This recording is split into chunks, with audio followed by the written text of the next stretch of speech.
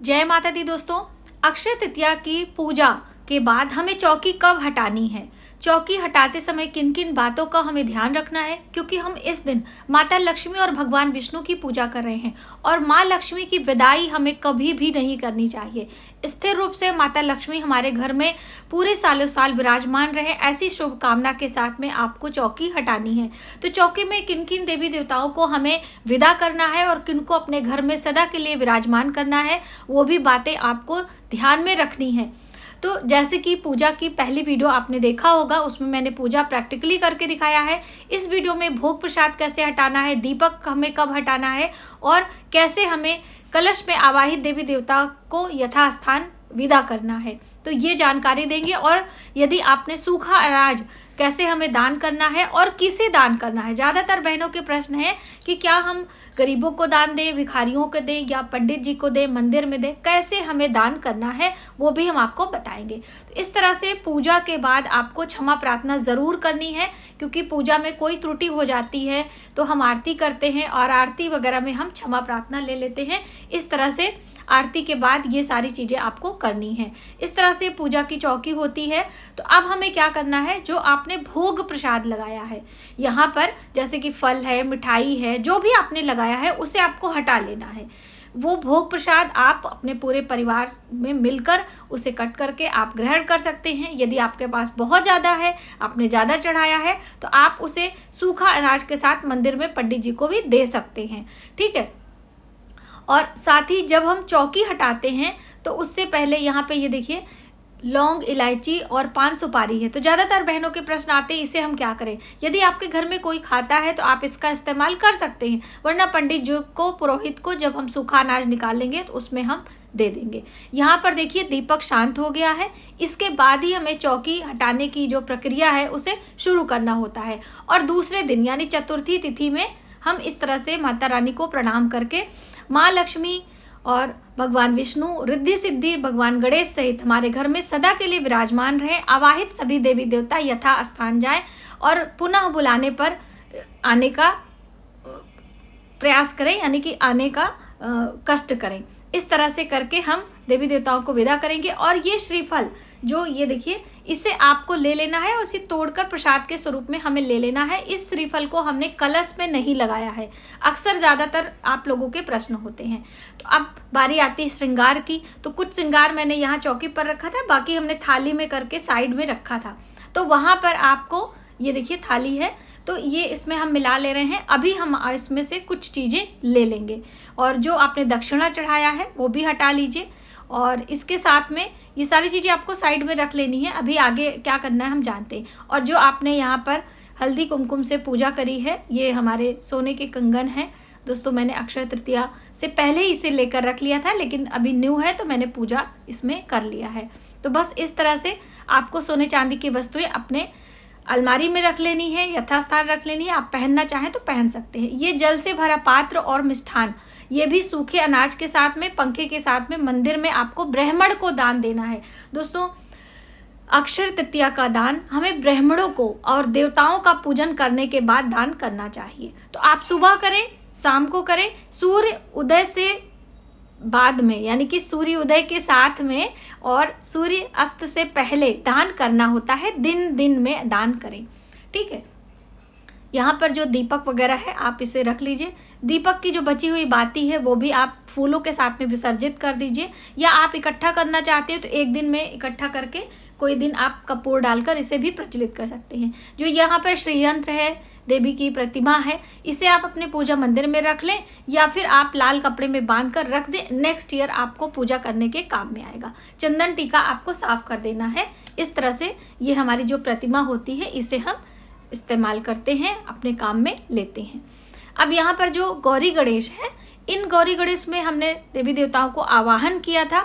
तो देखिए, वैसे तो हम मानसिक रूप से उन्हें घर में सदा के लिए विराजमान कर चुके हैं, लेकिन ये हमने जो सुपारी पर आवाहित किया था उसे हमें क्या करना है। उससे पहले आप ये देख लीजिए, हमने यहाँ पे इत्र चढ़ाया था।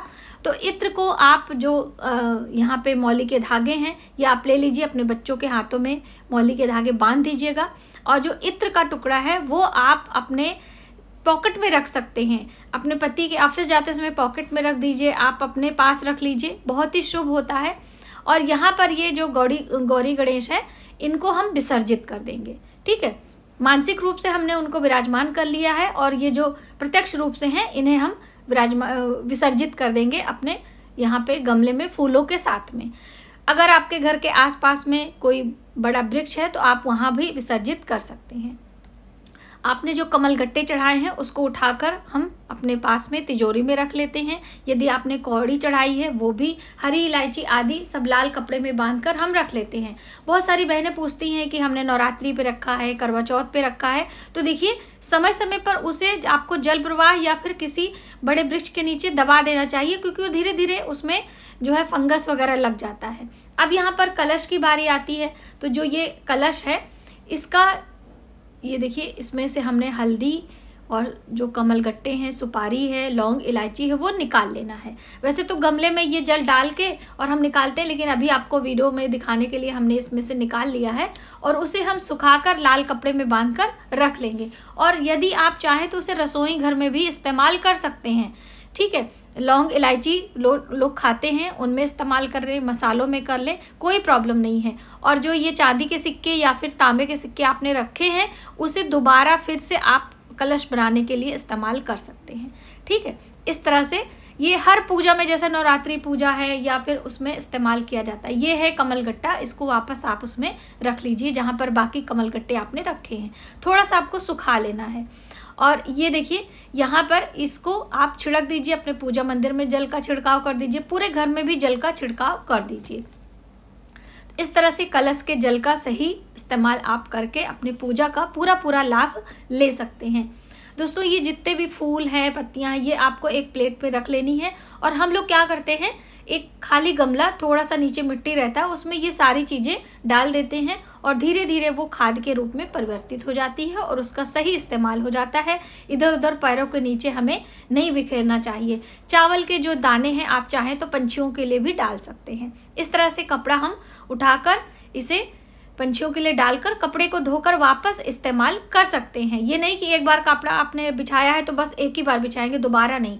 और एक काम आप करिएगा कि चौकी हटाने के बाद झाड़ू नहीं लगाना है और एक दीप लगा देना है चौकी के ऊपर। अभी हमने कपड़ा ये वाला नहीं उठा, आप इस पे भी लगा सकते हैं और अलग से चौकी हटाने के बाद जमीन में भी रख सकते हैं, थोड़े से आप नीचे आसन लगाकर। अब आइए फटाफट से हम आपको जो सूखा अनाज दान करना है वो भी बता देते हैं। कई बहनों ने पूछा था, तो देखिए आपकी जितनी भी सामर्थ्य हो आप दान दे सकते हैं। दान की कोई सीमा नहीं होती है, सिर्फ हमारे श्रद्धा और भाव के ऊपर डिपेंड करता है। तो हमने यहाँ पे जो ये देखिए पान, सुपारी, लौंग, इलायची वो भी ले लिया है और जो हमने मौसमी फल चढ़ाए थे वो भी ले लिए हैं। सूखे अनाज में चावल, दाल, ये देखिए चने की दाल जो अक्षत के रूप में था, आप चाहें तो इसी से जो सूखा अनाज है इसमें मिला देंगे, आप चाहें तो अपनी रसोई में रख लीजिए।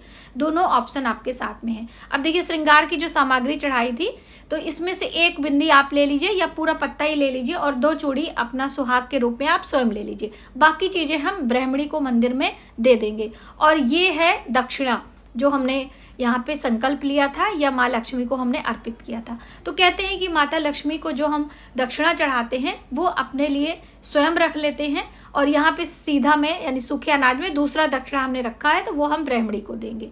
इस तरह से चावल, दाल, हल्दी और ये नमक, मिर्ची, सब्जियां भी आप रख लीजिए अलग से, जल से भरा पात्र, ये पंखा, ये सभी चीज़ें हम मंदिर में ले जाके ब्राह्मणी को देंगे। ब्राह्मणी यानी पुजारी जी को आप दे देंगे, वो ब्राह्मणी अपने घर लेके जाएंगे, सभी लोग इस्तेमाल करेंगे। आपके घर के आसपास में कोई पंडित पुरोहित है जो ये सामान को लेते हैं, आप उन्हें भी दे सकते हैं। लेकिन ध्यान रखें कि अक्षय तृतीया का जो अनाज होता है, अक्षय तृतीया का जो दान होता है वो ब्राह्मण को ही जाए। यदि आपके घर के आसपास मंदिर है तो आप वहाँ भी रख कर आ सकते हो। ठीक है, आप गरीबों को दान दीजिए, उनकी मदद करिए बेशक, लेकिन ब्राह्मणी को दान अवश्य देना चाहिए अक्षय तृतीया के पावन पर्व पर, क्योंकि हमारा जो दान होता है वो अक्षय हो जाता है। तो इस तरह से गंगा स्नान करने की भी बहुत बड़ी महत्वता है। दोस्तों, हमारे प्रयागराज संगम में, ये प्रयागराज संगम का सीन है और यहाँ पर बहुतायत लोग आते हैं हमेशा गंगा स्नान के लिए। और अगर आप चाहें तो गंगा स्नान करने के बाद ये सारी चीज़ें वहाँ भी ले जाके आप दान कर सकते हैं। तो इस तरह से अक्षय तृतीया पर या किसी विशेष पर्व पर आपको दान पुण्य करके अपनी मनोकामनाओं को पूर्ण करना चाहिए। आज की वीडियो में बस इतना ही।